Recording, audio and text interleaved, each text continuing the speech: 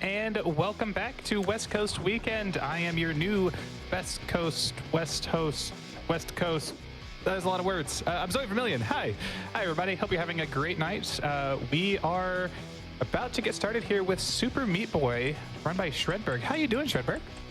I am doing well, thank you. So, Super Meat Boy is a difficult platformer. What about this style of game really kind of holds you into it? So, I mean, I've loved this game since it came out, and I had been wanting to speedrun something for forever. And then it came out on Switch early 2018, and I was like, you know what? I'm just gonna do it. I'll just speedrun Super Meat Boy, and it was actually really easy to get into, which you might think difficult game that there's no way that's an easy speedrun, but because your first few runs are going to be not very good at all, it's actually really easy to learn the game. And another thing too is because the run basically doesn't have any strategies that you need to do. You just need to beat the game, which, right, it's a hard game. There's going to be tough levels, but there's nothing that there's no glitch that if you don't do it, your run's not going to really be fast at all kind of thing. It's just a really easy game to pick up, and the movement and all that stuff is great too. So, yeah, it's been too. I've tried other speed games, and although I love a lot of them, this one just can't put it down.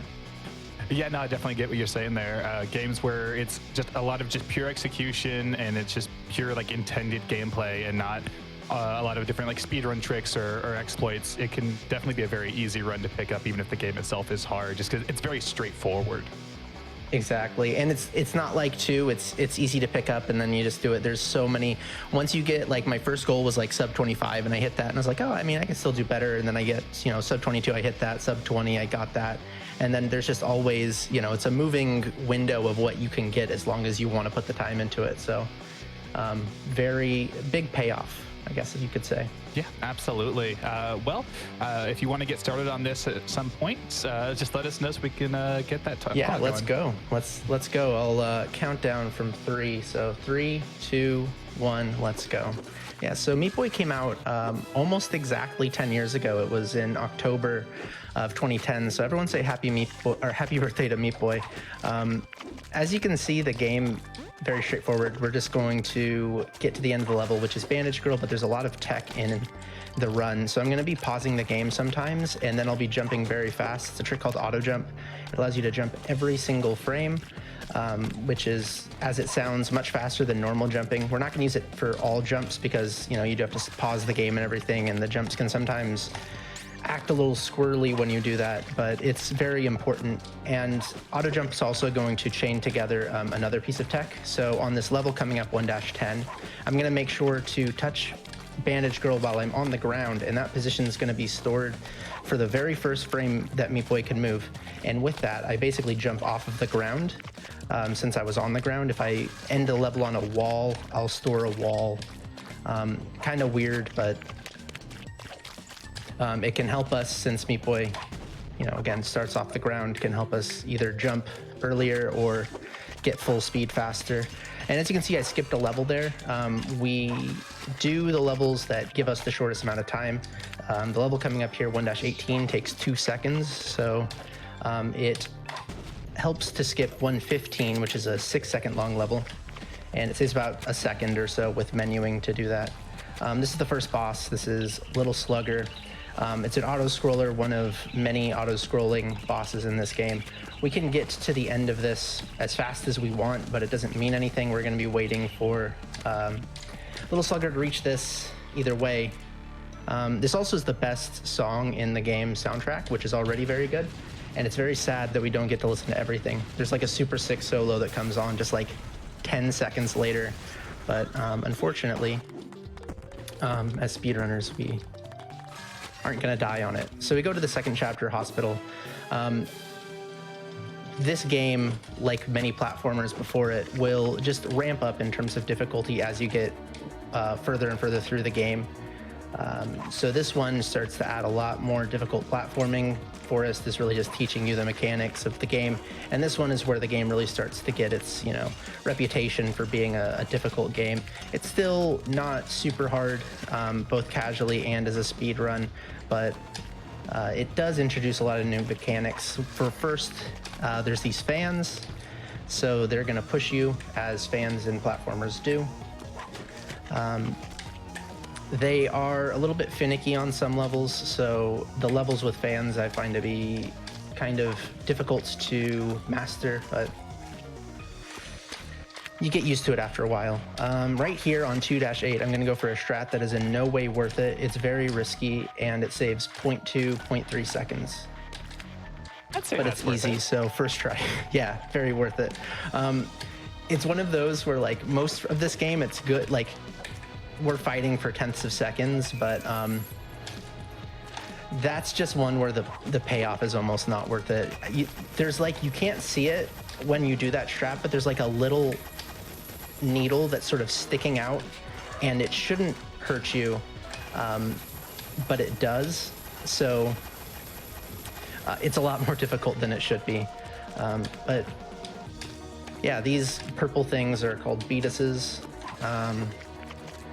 Yeah, and this chapter is pretty quick and, like a lot of the game, pretty straightforward. There's not a lot of major skips in it. There's one on the last level of it, but just like the run itself, no major skips. There's this faster version of Any% called Any% Major Glitches, but that run is ridiculous in a lot of ways. Right here, I'm using storage jump to skip a cycle here. Normally, you would only be able to get to that first one, but we got to that second little opening. Saves quite a bit of time. And we're going to the second boss, Chad, who's kind of an auto-scroller. It wants to auto-scroll, but we're gonna go and get this key on the second level super quick. Normally what would happen is the screen would stop scrolling, Chad would go back and forth, but we're just gonna grab it and then make our way over here really quickly and save like a bunch of time doing that. Oh, and so that's sick. Yeah.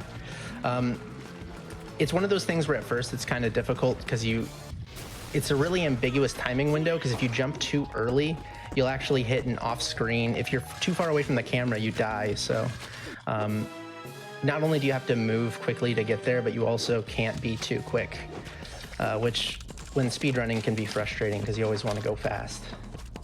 Now we're at Salt Factory. This is where I would say the speedrun really starts to get the challenge the game is known for.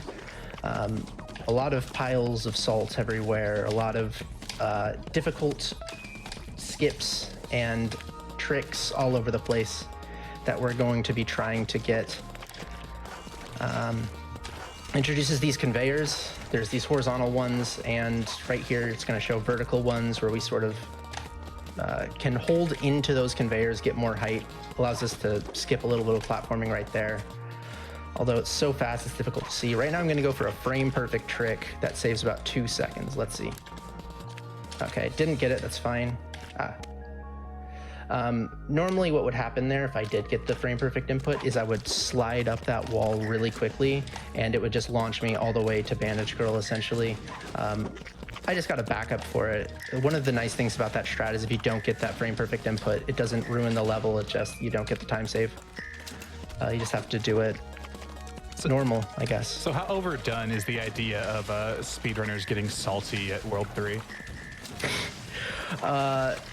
That, you know, to be honest, I think that whenever I'm frustrated with getting runs, it's normally trying to get runs past Salt Factory, so I think that it is quite aptly named, to be honest. But salty with speedrunners is possibly overdone, but I think that there's some truth to it. I just couldn't pass up the fun. You can't, no, the Salt Factory, it writes itself, basically. All right, so here's gonna be a pretty big skip, saves about 3 seconds. Normally we have to wait for this platform, but we're going to, with the help of auto jump, just go all the way across. It's pretty tight, but with the correct timing, you can just barely not hit those salt piles.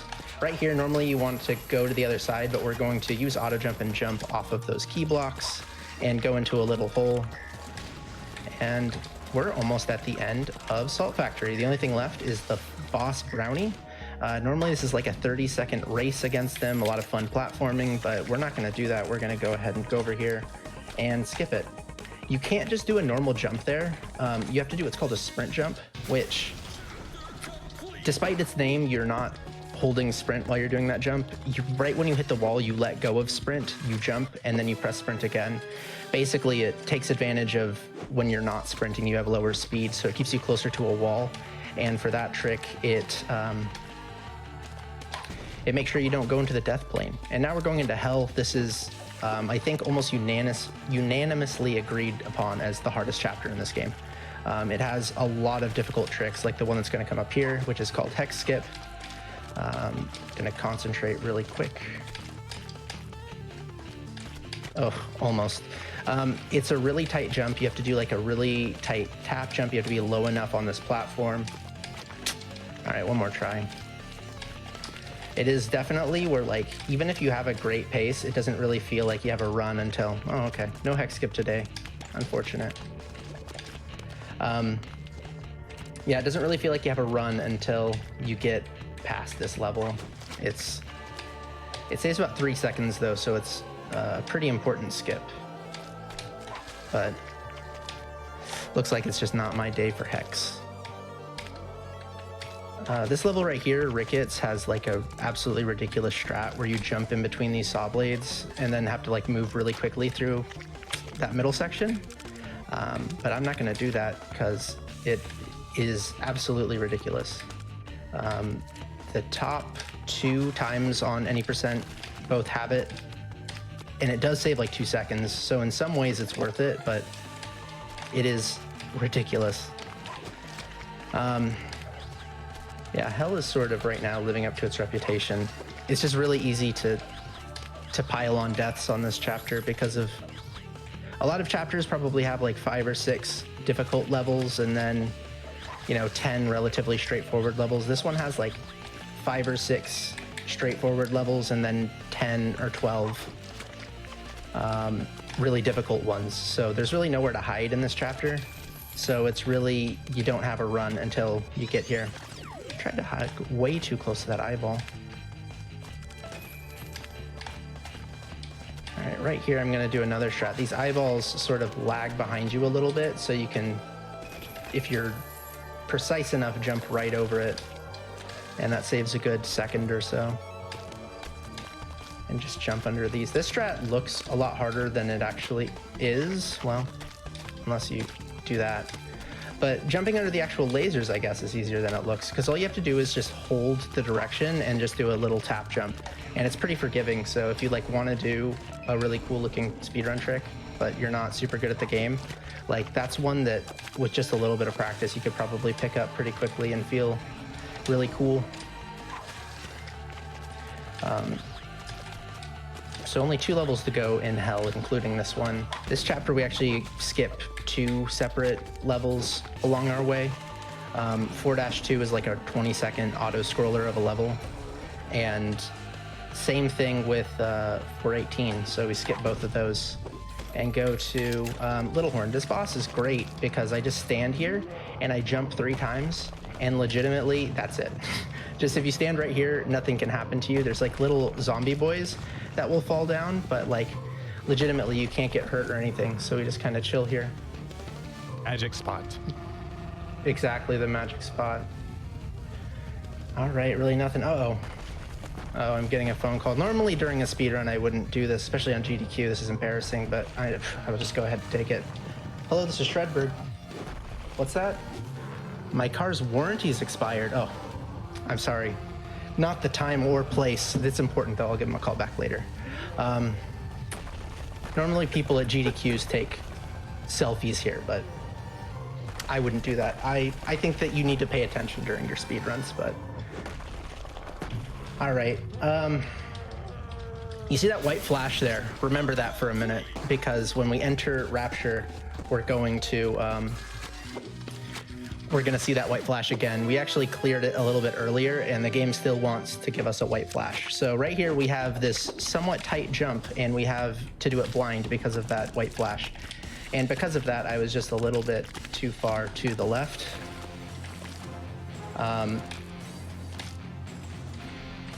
Yeah, and there's another route for this where you actually skip 5-1 and just start on 5-2, and then you do 5-2 through 5-18, And if you get the strat that I just did, it actually would be about the same time. But it saves about a second to do it this way when you actually get the strat. But it can be difficult when there is that white flash. It is something that I really wish was not there. It's also difficult to practice because like unless you go and beat one of the bosses, you're not going to get the white flash, specifically the chapter 5 or chapter 4 boss, and both of them can take a very long time. So yeah, it can be a little bit of a frustrating level, but overall Rapture, another difficult level, our world, a lot of difficult strats, and the levels are fairly long for Meat Boy standards. The average level length of this speedrun is probably like 7 seconds or less, 6 seconds. It's not very high, but the average time in Rapture is like 10 or so. There's just, the levels are really long, so it's really easy to lose a good chunk of time. These are new enemies called Zombie Boys, Abominations. I think everyone calls it something different. For the most part, they don't get in your way, except for on that level I just beat where they behaved. But they have RNG on how close until they chase you, which just kind of threw this level off a little bit.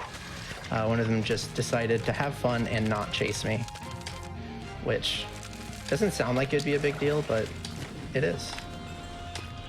Luckily, I think that there's really only those 3 levels where we have to worry about them. Because on this level, we go over the top there. We avoid that warp zone. I would have joked about you don't want to go in there, but yesterday, when I was doing practice commentary, I almost went in there, and I didn't want to jinx myself. Right here, we get to just jump right in the air and land there.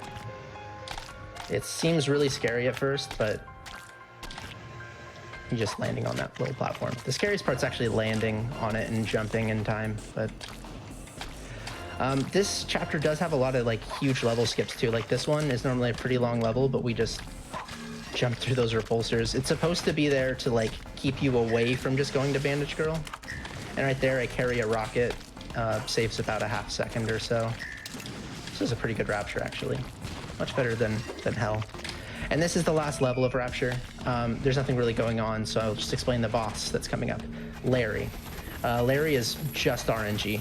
Basically, it's 3 sets of worms. We want them to jump as soon as possible, but RNG determines whether or not they jump. But I'm going to try to do this manipulation here where I pause and pretend like I'm exiting the game and then cancel it. And it basically gives worms 2 chances to jump and sort of separates them. It didn't really work here, but what can happen is that 2 of them can jump on that first, what we call a cycle. And on that first cycle, basically before any worms jump, you get like a 50% chance of them jumping. So it really helps set your RNG. But there I didn't get super lucky with it. But that wasn't bad RNG. That was a 5 cycle, I think, which is honestly pretty good. That's about average, but it can take literally minutes sometimes. The longest I've ever had was 3 minutes.